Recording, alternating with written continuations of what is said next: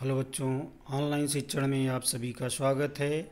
आज हम लोग कक्षा 7वीं का सामान्य विज्ञान विषय पढ़ने वाले हैं। सामान्य विज्ञान विषय में हम लोग 15वां पाठ हमारे उपयोगी पदार्थ पढ़ चुके हैं। इसके प्रश्नोत्तर यानी स्वाध्याय के प्रश्नों का उत्तर कैसे लिखना है इसे आप देख सकते हैं। पहला प्रश्न है, रिक्त स्थानों में योग्य शब्द लिखो। इसमें विकल्प दिया गया है, सफ़ेद सीमेंट, साबुन, अपमार्जक, अस्थियों की क्षति, दंत क्षय, कठोर, मृदु, पोर्टलैंड, तेलाल्म, स्निग्धाम्ल। इस तरह से जो है आपको यहाँ पे कुछ शब्द दिए गए हैं, विकल्प दिए गए हैं। इसमें से सही उत्तर आपको चुन करके रिक्त स्थानों में भरना है। पहला है, पदार्थ के पृष्ठभाग से मैल हटाने के लिए पानी की सहायता करने वाले पदार्थ को, यहाँ पे खाली जगह है, कहते हैं। तो इस तरह से यहाँ पे आप, वैसे तो साबुन सामान्य रूप से है, अपमार्जक कहते हैं, अपमार्जक भर दीजिए, साबुन या अपमार्जक। तो पदार्थ के पृष्ठभाग से मैल हटाने के लिए पानी की सहायता करने वाले पदार्थ को साबुन या अपमार्जक कहते हैं। दोनों भर सकते हैं या एक ही भर सकते हैं, अपमार्जक ज़्यादा सूटेबल है। दंत क्षय, यहाँ पे खाली जगह है, आप पहले खाली जगह देखिए। रोकने के लिए टूथपेस्ट में फ्लोराइड का इस्तेमाल किया जाता है, यहाँ पे खाली जगह है। तो टूथपेस्ट में फ्लोराइड का इस्तेमाल दंत क्षय रोकने के लिए किया जाता है, इसलिए यहाँ पे में दंत क्षय आपको भरना है, यहाँ पे भर दिया गया है। नेक्स्ट है, साबुन, यहाँ पे खाली जगह रहेगा और सोडियम का लवण होता है। तो साबुन यहाँ पे डाट है यानी खाली जगह है, आपको लिखना है तेलाल्म, यहाँ पे शब्द लिखना है जो ऊपर दिया गया है, साबुन, तेलाल्म और सोडियम का लवण होता है। नेक्स्ट प्रश्न है, संश्लेषित अपमार्जकों का, यहाँ पे खाली जगह रहेगा, डाट पानी में भी उपयोग किया जाता है। तो संश्लेषित अपमार्जक जो आजकल हो गए हैं उनका कठोर पानी में भी उपयोग किया जाता है, इसलिए यहाँ पे कठोर शब्द लिखना है। संश्लेषित अपमार्जकों का कठोर पानी में भी उपयोग किया जाता है, कठोर शब्द भर देंगे। अगला है, निर्माण कार्य के लिए डाट खाली जगह सीमेंट का उपयोग किया जाता है। कौन से सीमेंट का?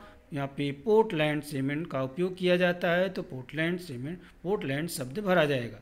अगला प्रश्न 2 है, नीचे दिए गए प्रश्नों का उत्तर लिखो। प्रश्न है, अपमार्जकों का इस्तेमाल करने से मैले कपड़े स्वच्छ होते हैं। तो अपमार्जकों का इस्तेमाल करने से मैले कपड़े कैसे स्वच्छ होते हैं, इसको आपको बताना है। तो अपमार्जक के अणु अधिक लंबाई के होते हैं, उनके दोनों सिरों के गुणधर्म अलग अलग होते हैं।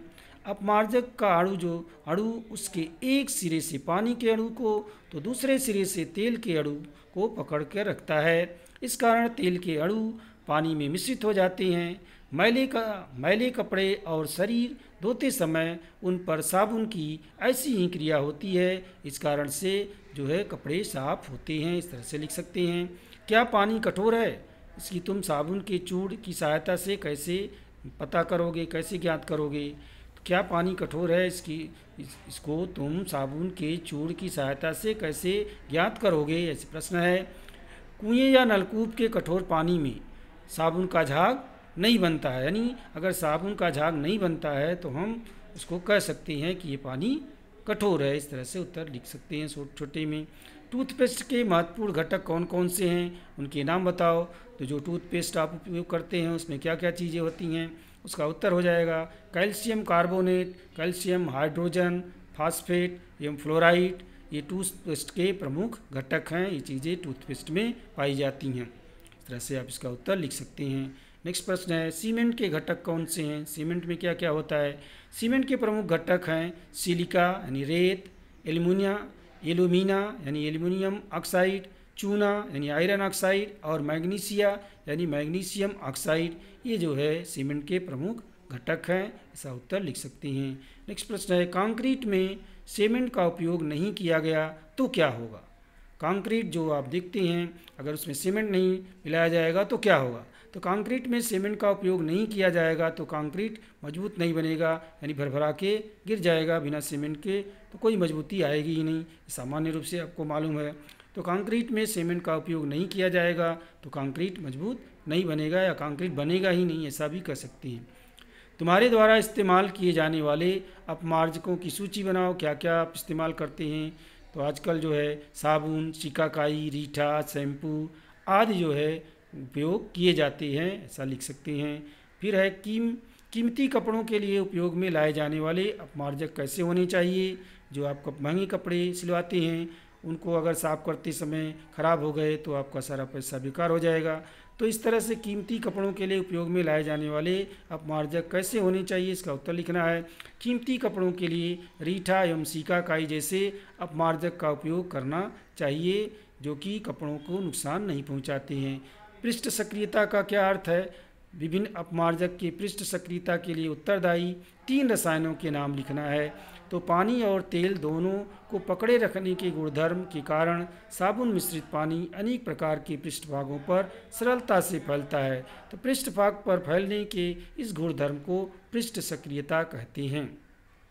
अगला प्रश्न है, हमारे बीच क्या समानताएं हैं और क्या अंतर है? जो है यहाँ पे प्रश्न में बताया गया है। प्राकृतिक अपमार्जक और मानव निर्मित अपमार्जक, इसमें क्या समानताएं हैं और क्या अंतर हैं? तो प्राकृतिक अपमार्जक कैसे होते हैं? रीठा और शिकाकाई जैसे पदार्थ प्राकृतिक अपमार्जक के रूप में प्रयोग में लाए जाते हैं। उनमें सैम्पियोनिन नामक रासायनिक पदार्थ होता है।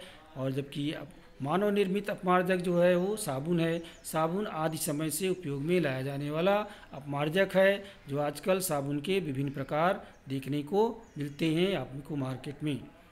नेक्स्ट प्रश्न है, साबुन और संश्लेषित अपमार्जक। साबुन जो होता है, साबुन 2 प्रकार के होते हैं। कठोर साबुन का उपयोग कपड़े धोने के लिए किया जाता है। मृदु साबुन का उपयोग स्नान नहाने के लिए किया जाता है। कठोर पानी में साबुन में झाग नहीं बनती है। जबकि संश्लेषित अपमार्जक जो है वो साबुन का स्थान अब मानव निर्मित अपमार्जक ने ले लिया है, यानी संश्लेषित अपमार्जक ने ले लिया है। और इनका उपयोग अनेक प्रकार के प्रसाधनों में किया जाता है। इनका उपयोग कठोर पानी में भी किया जा सकता है। नहाने का साबुन और कपड़े धोने का साबुन, इसमें क्या अंतर है? तो नहाने का साबुन मृदु साबुन का उपयोग नहाने के लिए किया जाता है। यह तेलाल्म का पोटेशियम लवण होता है। कपड़े धोने का साबुन जो है कठोर साबुन का उपयोग कपड़े धोने के लिए किया जाता है। यह तेलाल्म का सोडियम लवण होता है। आधुनिक सीमेंट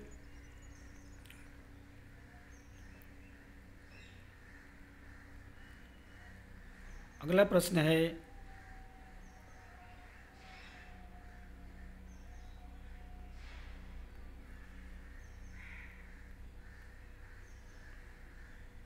आधुनिक सीमेंट और प्राचीन सीमेंट। सीमेंट के बारे में अंतर बताना है। नेक्स्ट, आधुनिक सीमेंट और प्राचीन सीमेंट। आधुनिक सीमेंट यानी सीमेंट कैसा होता है? आधुनिक सीमेंट सूखा सूक्ष्म कणों वाला हरे राख जैसे रंग का चूर्ण होता है।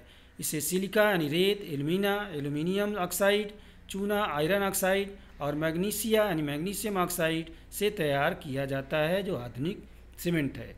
और प्राचीन सीमेंट कैसा था? प्राचीन सीमेंट में प्राचीन काल में रोमन लोग भीगे हुए चूने में ज्वालामुखी की राख डाल करके जली सीमेंट बनाते थे। यह सीमेंट बहुत ही टिकाऊ होता था। उस समय भी सीमेंट बनाते थे। जो कारण स्पष्ट करना है, कारण बताना है। कठोर जल में साबुन का उपयोग नहीं किया जा सकता। इसका कारण क्या है? कुएं या नलकूप के कठोर पानी में साबुन का झाग उत्पन्न नहीं होने के कारण तलछट तैयार होती है, जिसके कारण अपमार्जन करने का साबुन का गुणधर्म नष्ट हो जाता है। इसलिए कठोर जल में साबुन का उपयोग नहीं किया जा सकता। तेल पानी में मिश्रित नहीं होता है, परंतु पर्याप्त अपमार्जक का उपयोग करने से तेल और पानी एक रूप हो जाते हैं। इसका कारण बताइए। इसका कारण क्या है? लिखेंगे, अपमार्जक के अणु अधिक लंबाई वाले होते हैं और उनके दोनों सिरों के गुणधर्म भिन्न होते हैं। अपमार्जक का अणु उसके एक सिरे से पानी के अणु तो दूसरे सिरे से तेल के अणु को पकड़ कर रखता है। इस कारण तेल के अणु पानी में मिश्रित हो जाते हैं। तेल और पानी एक रूप दिखाई देते हैं। संश्लेषित अपमार्जक साबुन की अपेक्षा बेहतर हैं। इसका कारण बताना है। तो आजकल विविध रासायनिक प्रक्रियाएं करके संश्लेषित अपमार्जक बनाए जाते हैं। इनका उपयोग हम विविध प्रसाधनों में कर सकते हैं या इनका उपयोग विविध प्रसाधनों में किया जाता है। संश्लेषित अपमार्जकों का कठोर पानी में भी उपयोग किया जा सकता है। तो साबुन का उपयोग कठोर पानी में नहीं किया जा सकता।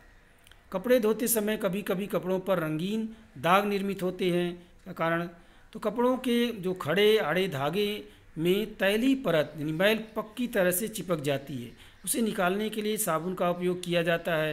यानी अपमार्जक का तेल यानी मैल के अणुओं के साथ रासायनिक अभिक्रिया होने के कारण कभी कभी कपड़ों पर रंगीन दाग निर्मित होती है या हो जाती है। दांत स्वच्छ करने के लिए तंबाकू से बने मंजन का उपयोग नहीं करना चाहिए। तो तंबाकू आप जानते हैं स्वास्थ्य के लिए हानिकारक है पहले ही। तो तंबाकू से बने मंजन से दांत साफ नहीं होते हैं, उससे दांतों का नुकसान हो सकता है।